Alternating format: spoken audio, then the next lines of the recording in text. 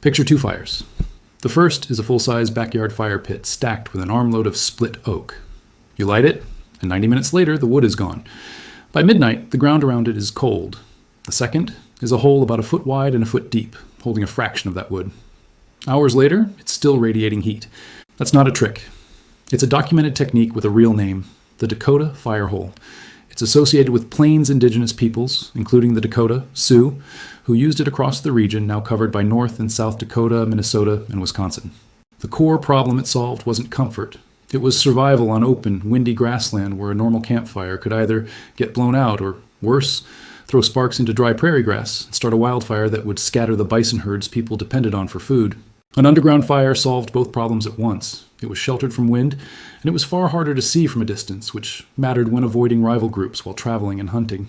Amish and other traditional farming communities in places like Holmes County, Ohio, and Lancaster County, Pennsylvania, are genuinely known for using wood efficiently, heating homes, running sugaring operations, and doing outdoor farm work with far less fuel than their non-Amish neighbors, largely because a household that splits its own wood by hand has every incentive not to waste it. That reputation for frugality is well documented. What isn't documented is any single family owning a 1742 house Vader manual that spells out this exact method. That detail doesn't hold up, so it's left out here. What follows is the technique itself, described accurately.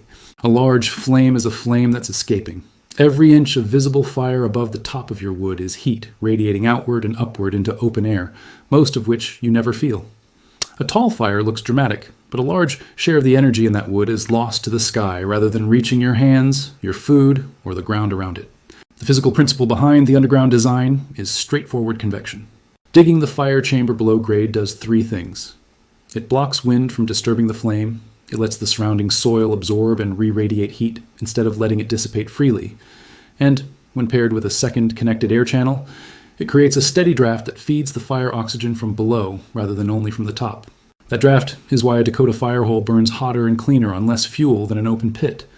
The combustion is more complete, so less energy is wasted as visible flame and unburned smoke.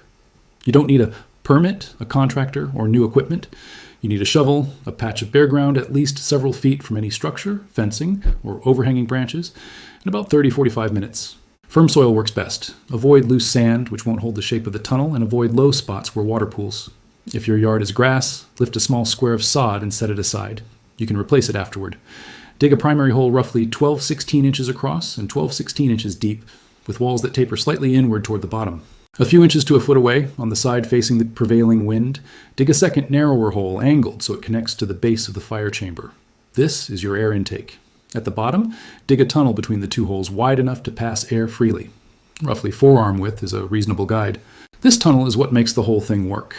As the fire heats the air in the main chamber, that hot air rises and escapes, creating a slight vacuum that pulls fresh air in through the draft tunnel and feeds the base of the fire. A few flat, dense field stones or old brick at the base can help hold and radiate heat. Avoid wet or porous rock, such as river stones pulled straight from a creek, or soft limestone. Trapped moisture inside a rock can cause it to crack or even fracture explosively when heated. Place tinder, kindling, and a modest stack of dry, split hardwood in the chamber and light it from the top. Because the draft tunnel is already feeding oxygen to the base, the fire burns down through the pile in a controlled way rather than flaring all at once. Within about 15 minutes, you should notice a shorter, more blue-based flame with very little visible smoke, because the extra oxygen supply lets more of the wood combust completely instead of drifting off as unburned smoke particles. When you're done, let the fire burn down, then douse it with water, stir the ashes, and douse again until everything is cool to the touch. The standard drown, stir, drown rule fire agencies recommend for any outdoor fire. Only then, fill the holes back in and replace the sod.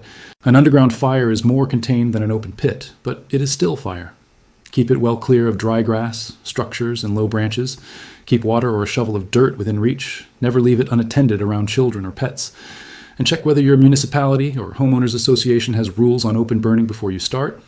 Many places require a permit or restrict burning during dry seasons, regardless of pit design. This is also not a technique for burning treated, painted, or chemically treated wood, which releases toxic compounds when burned. Dense hardwoods, oak, hickory, maple, burn slower and produce a longer-lasting bed of coals, which is why they're generally recommended for overnight or long-duration burns. Lighter, faster-catching wood is useful for getting a fire established quickly. A commonly used approach among experienced wood burners, whether Amish, off-grid, or otherwise, is to establish the fire with quicker catching material and then add denser wood once you have a solid coal bed, since dense hardwood is harder to ignite directly but holds heat far longer once burning. Seasoned, fully dried wood is important regardless of species. Wet or green wood burns inefficiently, produces far more smoke, and deposits more creosote if used near any structure or chimney. Using seasoned hardwood as the base of your coal bed, rather than trying to burn green wood directly, will get you a longer, cleaner burn than any special trick with unseasoned logs. Communities that heat primarily with wood, Amish households among them, do generally practice real fuel discipline, saving denser, longer burning hardwood for the coldest months, and using lighter wood when milder weather doesn't demand a long burn.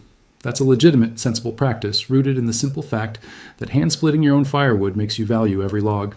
Claims about exact numbers of cords burned by any specific family, however, aren't something that can be verified from outside that household, so no specific figures are given here.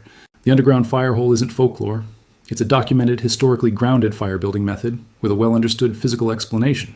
Shelter from wind, heat retention in the surrounding soil, and a self-sustaining draft that improves combustion efficiency. You can build one this weekend with a shovel, and the wood you already have split. Try it, and compare it against a normal open fire pit under similar conditions and wood load. The difference in smoke, flame height, and how long the coals stay warm is something you can observe directly in your own yard.